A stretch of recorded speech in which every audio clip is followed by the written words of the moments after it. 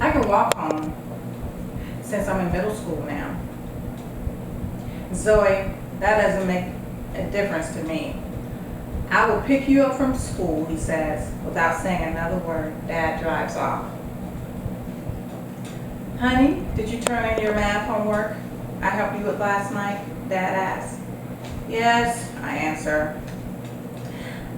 I noticed Brian Walker, a 7th grader, I have a crush on walking home. We pass him in the Batmobile. I bend down to tie my shoe. I stay there until I figure out we have passed him.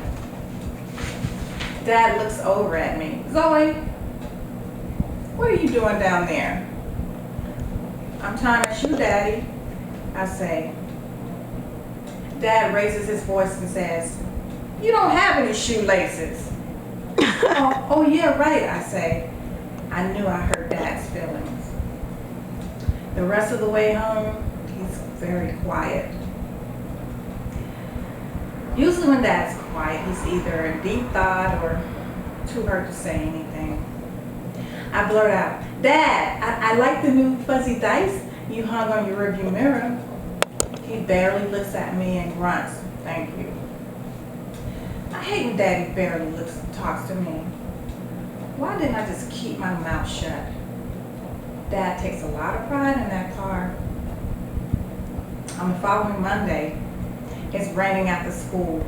I call Mom on the cell phone. Mom says she can't pick me up. I have no choice but to wait for Dad. A lot of the kids are waiting under the covered part of the drop-off area.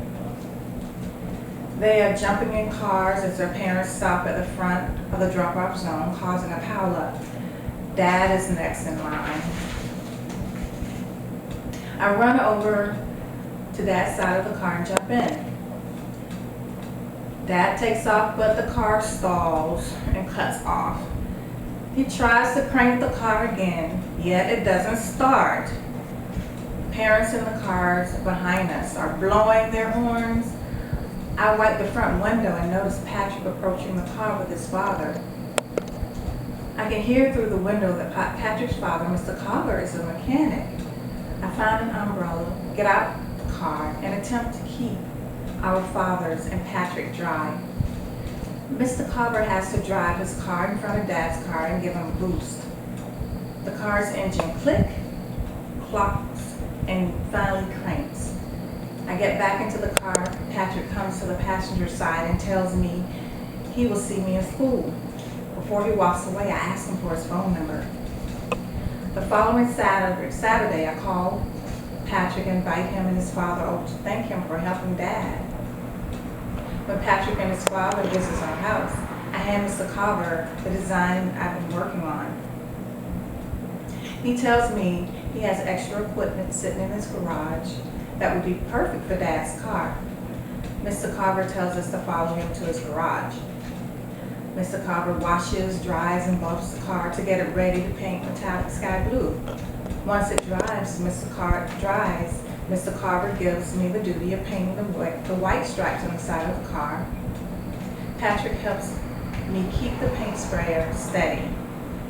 And as the paint glides on the surface of the car, Dad's put used rims on the tire. Mr. Collier tints the windows. He also installs blinking blue lights around the bottom. It looks like it's glowing under the car. Mr. Collier adds the last touch, installing hydraulics. The car looks brand new. Daddy's even impressed. On Monday, Dad pulls up in front of the school. A boy shouts, "That's a tight ride." Dad calls out, "You ready to go home, Zoe?"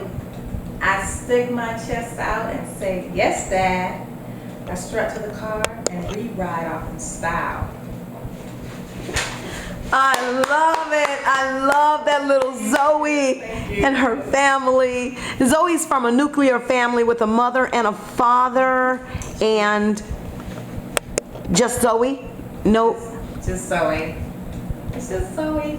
Now that's different from your family, is that correct? From your Zoe is different, totally different from your family, because you came out of a family with brothers, lots of brothers, No, or? not at all. Actually, a nuclear family. Oh, And I have an older brother. Oh, So I okay. basically was raised as an only child because my brother's like 14 years older than I am. Oh my, 14. So he was a young man by the time the Yes. baby came. Yes. Yes. He had to teach me how to walk, and he would want to. Oh, he would come I home love from it. high school, and he just got so tired because tired of me because it took me time to walk. I think I probably was being lazy. And one day my mom said he was just tired of taking me for a walk every day. He wanted to come home and he played an instrument in the band and whatever teenagers do. And he got a switch and he tore my leg. No! Yes, he did. And my mom said I guess we came in the house, my brother and I was walking like, look, Mom, I can walk now. And that's how I learned how to walk. It beat me. Just don't look at my legs where I got these switch marks on my legs. So he had to beat me, and apparently I'm a rebel. I guess I'm a rebel to this day. Yes. You listen to my coworkers, you still gotta beat them. That's just me. I guess I walk. That's a cliche, but I guess I'll say I walk to the rhythm of my own beat. Oh, I love it. There's the poet, ladies and gentlemen. There is the poet.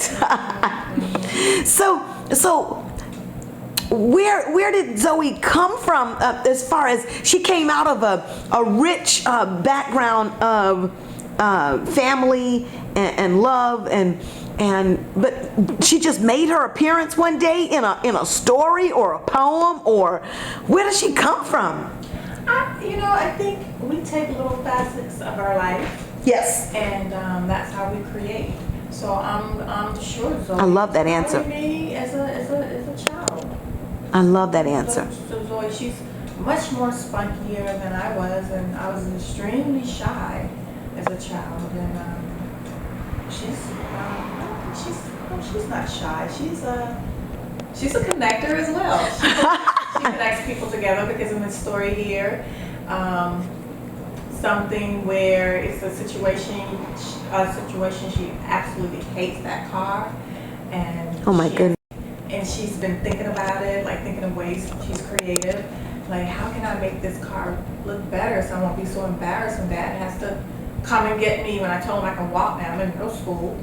So she puts all these people together. She has a design. She shows the father, Mr. Copper, and he happened to have some parts in his garage, and they get together and they become friends. They work on this project together.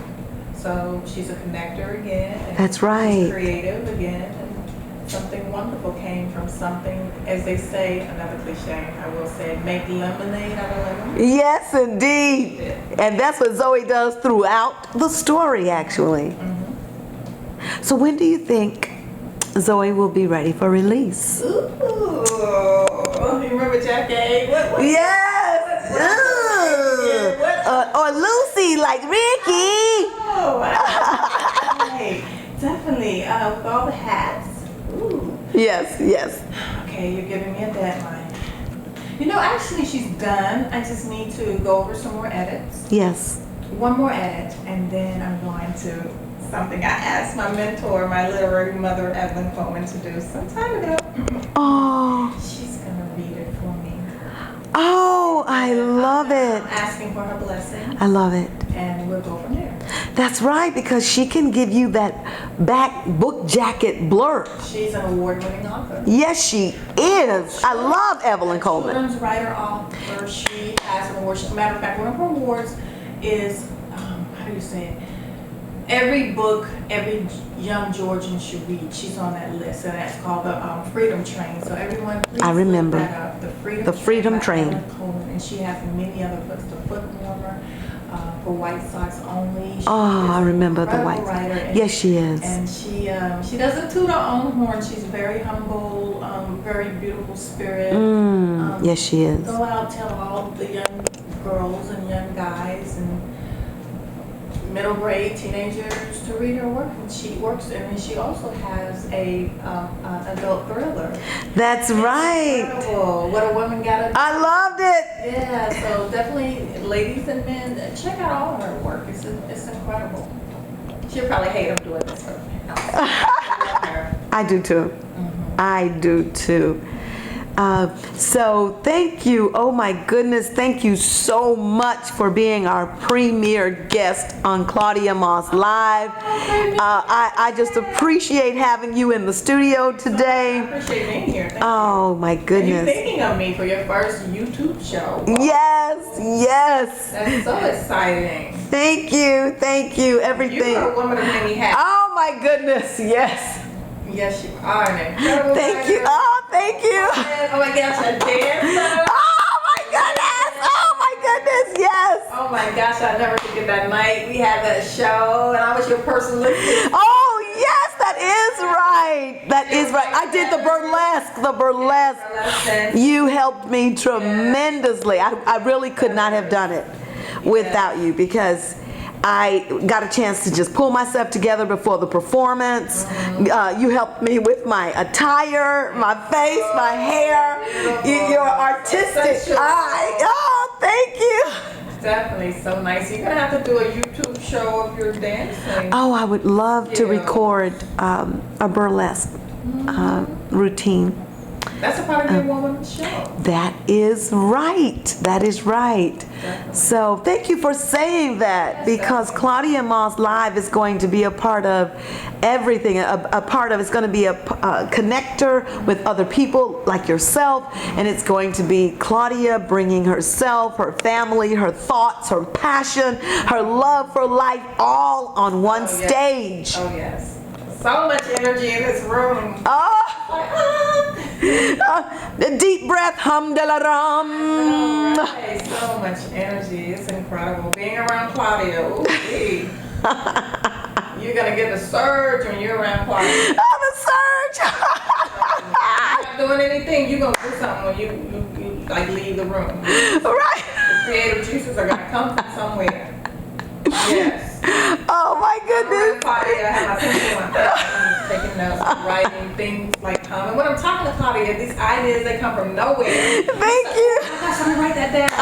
They come up with so many different ideas together. It's incredible. Yes, we do work well together. We do connect well. Thank you, universe, for allowing our paths to cross. Definitely. Gratitude always leads with gratitude. And what I wanted to Yes. say, you know, when you're saying, you know, Renaissance woman, a woman of many hats, this is called God. Yes.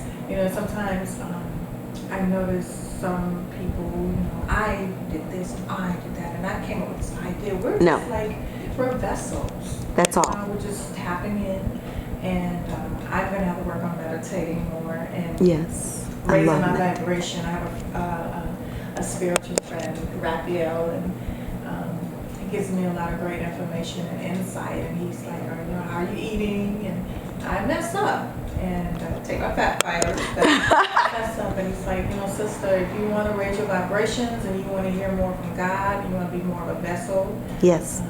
you're going to have to eat, you know, more of a plant-based diet. That's right. You know, more meditations, anything that helps us connect. Yes. For me, I love animals. I love birds. Yes, you There's do. an owl outside. Oh my goodness. I moved from West End, and there was an owl. He would just like wake me up in the mornings, and sometimes I would hear him so much. I would say, "What is it, Mr. Owl? I don't know what you're telling me."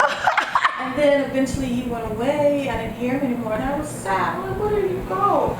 Well, now I live on the east side, and guess what? What? I don't know if it's the same owl, but it's another owl. I just heard him. Oh my yesterday. And I'm like, okay, what is it? Because I've been reading a little bit about animal totems, and on my blog, I need to get on my blogs. You're so good about keeping up with your blog. Oh, thank you. But some of my beginnings entries, it talks about the falcon that was in the neighborhood. Yes. Oh, and the owl. Ah! And apparently I connect with these The spirits of these creatures, and yes. a rabbit coming here, so I have to look up the rabbit. Ah. Something about creativity. It's all about creativity. Yes. So I Yes. look up rabbit again, and so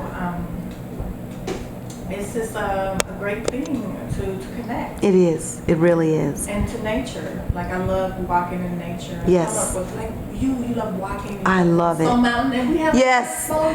We are going to do it this summer. We did that. Remember we